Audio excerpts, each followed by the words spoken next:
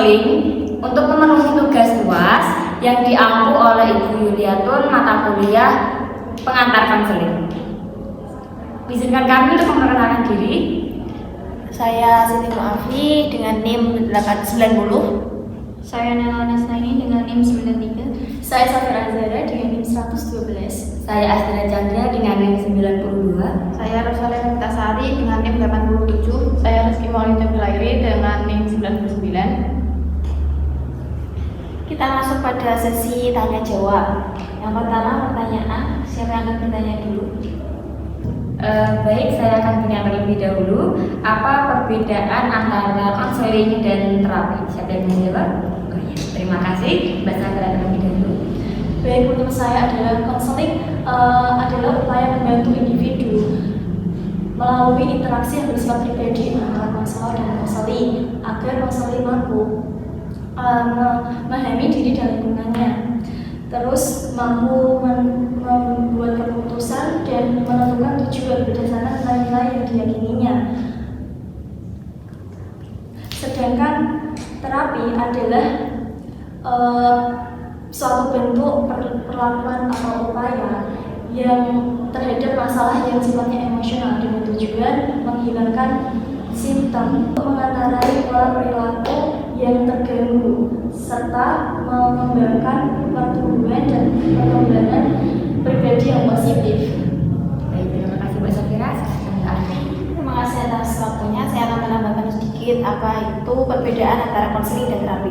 Konseling sendiri bertujuan untuk membantu individu atau kelompok dalam mengatasi masalah atau mengembangkan potensi kliennya. Sedangkan terapi adalah suatu proses pemberian bantuan kepada individu atau kelompok yang fokus untuk mengatasi masalah gangguan mental ataupun masalah gangguan emosional, itu saja. Baik, terima kasih Mbak Afi dan Mbak Safira. Baik, selanjutnya adalah pertanyaan dari saya. Apa sih perbedaan konseling kelompok dengan konseling individu? Baik, silakan Mbak Tia. Oh iya. Tadi seperti yang disebutkan oleh Mbak Safira, dari namanya sendiri sudah berbeda. Kalau konseling individu itu antara satu konselor dan satu konseling. Nah, kalau konseling kelompok itu satu konselor dan beberapa konseling. Nah, biasanya konseling individu sendiri itu waktunya relatif lebih pendek daripada konseling kelompok. Sudah, itu saja. Terima kasih Mbak Tia. Selanjutnya Mbak Ella. Oke, menurut saya konseling kelompok itu melibatkan sekelompok dengan orang masalah atau tujuan yang serupa. Konseling kelompok sendiri juga memberikan fasilitas dukungan antar anggota. Sedangkan konseling individu yaitu lebih fokus pada individu yang mempunyai masalah dan memberikan konseling secara pribadi. Konseling individu sendiri juga lebih terarah pada kebutuhan spesifik individu. Itu saja. Terima kasih Mbak Ella. Selanjutnya Mbak Ella. Baik, saya juga sependapat dengan Mbak Tia dan Mbak Ella. Tapi saya ingin mengutarakan pendapat saya sedikit. Kalau konseling individu itu juga sudah dipaparkan tadi, kalau individu itu satu konseli dengan satu konselor. Kalau konseling kelompok itu bisa di situ terdapat satu konselor dan banyak konseli, beberapa konseli. Kalau menurut saya individu kelompok ini, konseling individu itu lebih cocok pada klien yang mempunyai masalah lebih pribadi atau lebih sensitif, atau bisa juga cocok untuk seorang klien yang merasa malu atau agak merasa kurang nyaman jika harus berbagi masalah dengan orang lain. Kalau konseling kelompok itu lebih cocok pada orang yang memiliki masalah sosial atau interpersonal. Bertanya apa sih tujuan dari adanya konseling? Siapa yang mau menjawab? Oke, Mbak Safira dulu ya. Baik, menurut saya tujuan konseling adalah untuk membantu individu, kelompok maupun organisasi.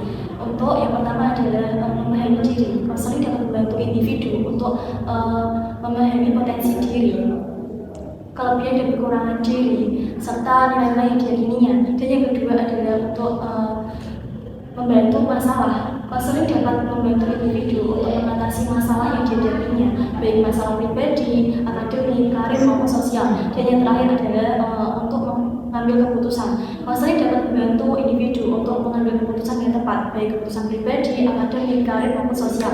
Baik itu menurut saya seperti itu. Kalau menurut Bella, kalau menurut saya dapat membantu individu dalam memahami masalah dan mengatasi masalah, baik itu masalah pribadi, sosial, dan emosional, serta dapat mendukung pengembangan diri dan kesejahteraan psikologis. Konseling juga dapat membantu meningkatkan keterampilan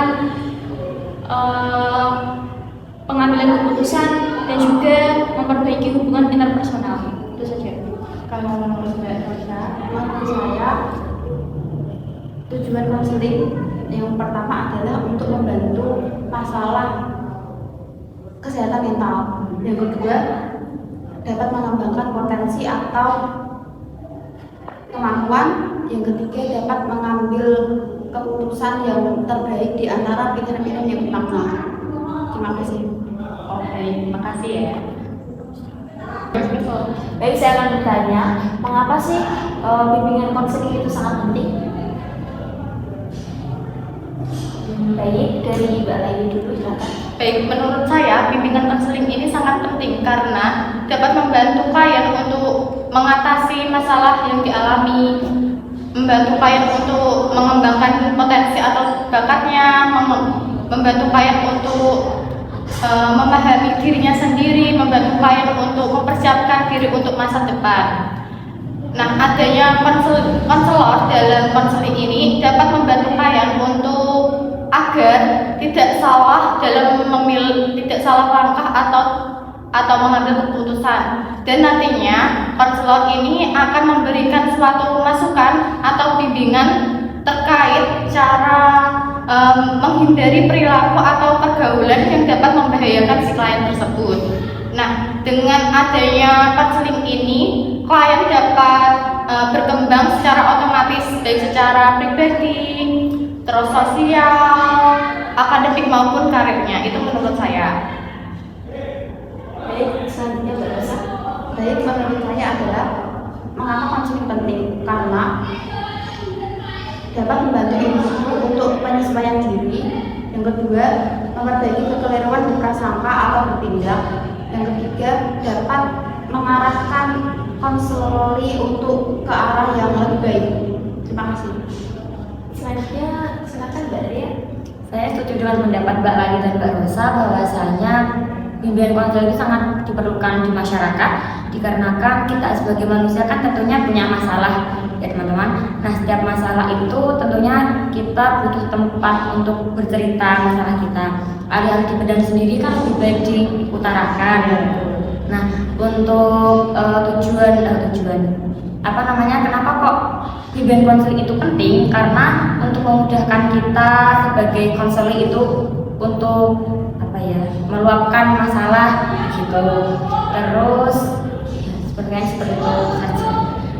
Selanjutnya Mbak Laila, silakan. Oke, saya akan menyimpulkan dari Mbak Laili, Mbak Rosa, Mbak Ria. Konseling itu menurut saya sangat penting karena dapat membantu individu dalam meningkatkan kesejahteraan mental, membantu pengembangan diri, dan memberikan dukungan saat menghadapi tantangan. Itu saja. Oke, terima kasih. Jadi saya ganti bertanya, apakah etika sangat penting dalam kegiatan konseling? Mbak Lali? Baik, menurut saya etika ini sangat penting dalam praktek konseling karena konseling adalah hubungan konselor yang profesional dengan konseling yang memiliki masalah. Jadi dalam konseling, konselor ini harus memiliki tanggung jawab untuk melindungi hak-hak yang dimiliki oleh si klien dan memberikan layanan yang berkualitas sesuai dengan kebutuhan si klien. Nah, konselor dan konseling harus sama-sama membangun kepercayaan, harus saling jujur, harus saling terbuka agar praktek konseling ini dapat berjalan sesuai dengan etika yang berlaku itu. Terima kasih. Mbak Tria? Ya, baik. Saya setuju dengan pendapat Mbak Laili bahwasanya etika dalam proses konseling itu sangat penting karena kita sebagai warga negara tentunya harus mengikuti norma-norma yang berlaku di masyarakat, dan dalam proses konseling itu sendiri ada antara konselor dan konseling itu mempunyai hubungan profesional. Nah, di hubungan profesional itu adanya kewajiban dan tanggung jawab di antara kedua belah pihak. Begitu. Sedangkan saya ingin menambahkan sedikit kalau etika itu sangatlah penting dalam proses konseling karena etika itu sendiri bertujuan untuk melindungi hak-hak dan klien dan memastikan bahwa konseling dilakukan secara etis dan profesional, sehingga etika itu sendiri berguna untuk menjaga reputasi profesi konseling sehingga masyarakat dapat lebih percaya pada konselor. Terima kasih. Oke, selanjutnya yang terakhir yaitu saya akan bertanya, pertanyaannya, apa yang menyebabkan kegiatan konseling tidak dapat terjadi? Mbak Ali.